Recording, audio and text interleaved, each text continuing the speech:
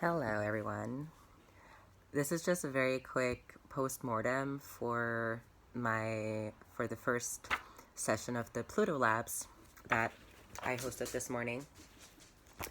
And I just want to very quickly kind of go through some points, some things that I thought went well, and where there's still maybe room for improvement, and I don't know, some other thoughts and concluding remarks I have. So the first thing, the first section, category to reflect on this live stream is thinking about the things that went well. And I think the main thing that went well, and that is cause for celebration, is that it actually happened. Meaning, I got up at 6:30. I set my alarm for 6:15/6:30, and I actually got up and managed to take my dog for a walk, and not be stressed, and even have like a couple of minutes in between getting home from a walk and starting the live stream. So I got up, I was ready for the live stream at the time that I wanted to be ready. The second thing that went well, the live stream generally, everything worked. There were no major, or like there weren't really any technical difficulties, and I feel like it was a good experience for me. I think it was a good experience for me.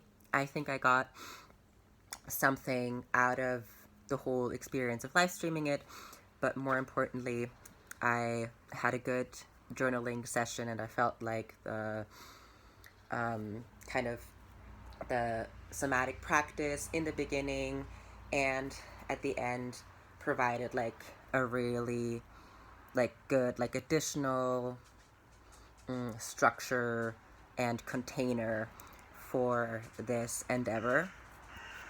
Then on to the things that didn't go so well, that didn't work, or where I see room for improvement. And that's the first thing I think is that maybe the ratio of somatic practice and like a time kind of set aside for the somatic practice and the journaling was a bit off, because I think at the end there was a bit more time that I spent on the somatic practice than on the journaling.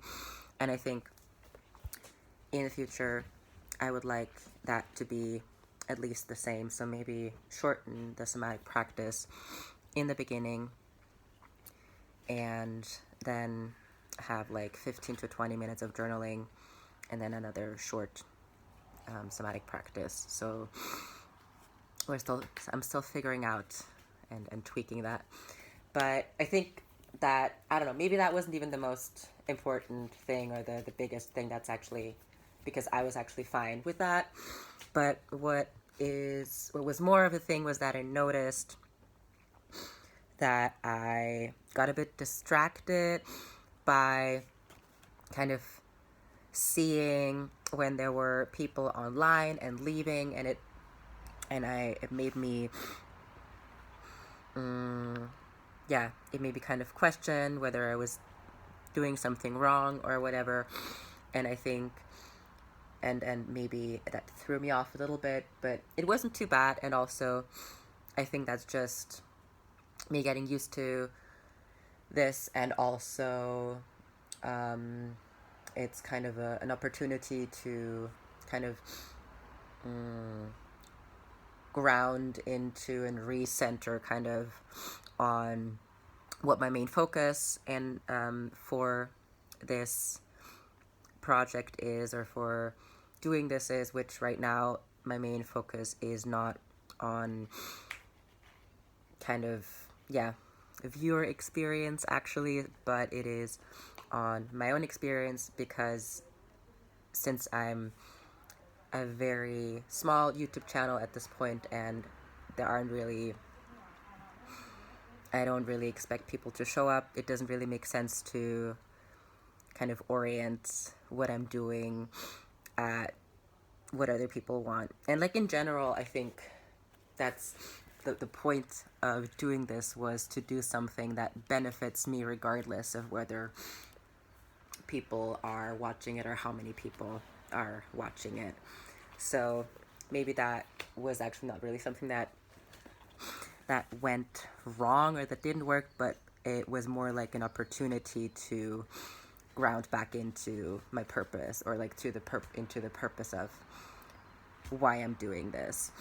The other thing that maybe didn't work as well was that I accidentally seemed to have like scheduled the live stream for 7:15 p.m. instead of 7:15 a.m., which didn't end up making a difference in terms of starting the live stream at the time that I wanted it to, but I also posted the link to the live stream on my Instagram last night, so there's a chance that people might have wanted to come to the live stream but didn't, because they thought that it was happening 12 hours later than it did, because that's what the schedule said. So yeah, that's just like a minor thing, but something to pay more and closer attention to. Yeah, I think one of the things that I spent the most time on kind of figuring out how to improve this, and coming to the realization that right now I don't actually have a good, like any good options of improving this right now, is the video quality, because I haven't quite figured out. I mean, maybe there is. Maybe in the next couple of days, YouTube will actually let me live stream directly from one of my mobile devices, like from my iPhone or my iPad. In that case, I expect the video quality to be much better. But if I don't manage to stream directly from my iPhone or my iPad, then we will be stuck with a fairly poor video quality for a while, because I currently don't have, so my iPhone is just way too old. So even though my MacBook technically does have this feature of camera continuity, I don't have another mobile device. I don't have an iPhone to connect to that, because my iPhone can't update to iOS 16, which means I can't use the continuity camera, and I cannot use my iPhone as a webcam when I'm streaming from my desktop. But yeah, so that is kind of a TBC, or to be figured out. So depending on whether YouTube will let me stream from my iPhone or my iPad, the camera quality will suck for a while. Yeah. Other than that, I think, yeah, I guess concluding remarks is, I guess, what I've already said. Kind of refocus on what my main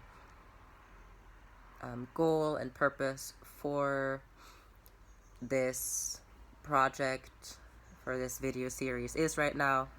That being that it's a good experience for me, that it actually helps me with my journaling process, and yeah, and just kind of continuing to pay attention to how this feels to me. Actually, there's one more thing.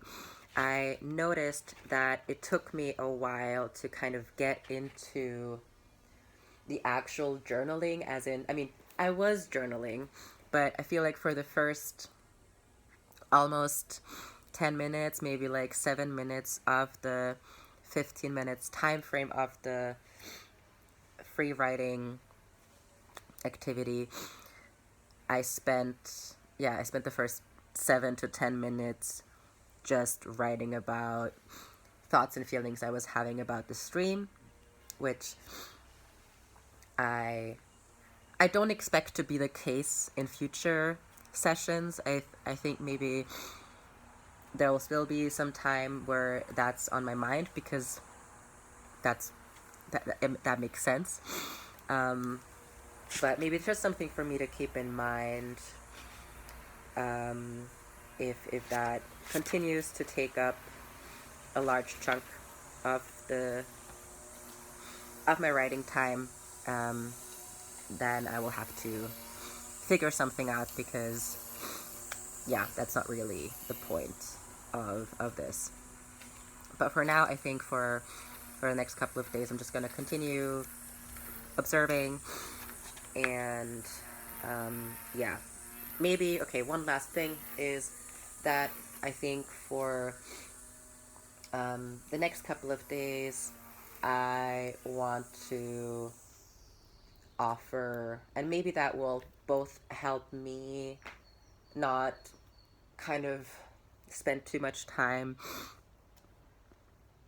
thinking about and writing about the streaming of it all, as well as actually make the experience also kind of more meaningful for the people watching, would be to kind of to offer some sort of prompt or theme, either at the very beginning of the live stream or after the somatic practice and at the beginning of the journaling portion of the video. That's actually what I had in mind anyway. I was planning on doing that anyway, but I think I just got a bit stressed and distracted by the fact that, yeah, people were leaving the live stream, and I just felt a bit rushed, even though no one was rushing me. I was rushing me. So yeah, so I guess the conclusion, the main conclusion is really to just chill the fuck out and focus less on things I cannot control, and also things where I really don't know what's going on. I don't know whether the people who were in the live stream and left because of anything that I was doing, or because they just were kind of passing through and seeing what this was without really having the intention of staying. So it doesn't really make sense for me to kind of adapt what I'm doing based on the story that I'm telling myself about. Because yeah, it would have been different if someone had written in the chat that and offered some feedback, but yeah. So refocusing on why I'm doing this and not letting myself get kind of distracted and rushed, as well as offering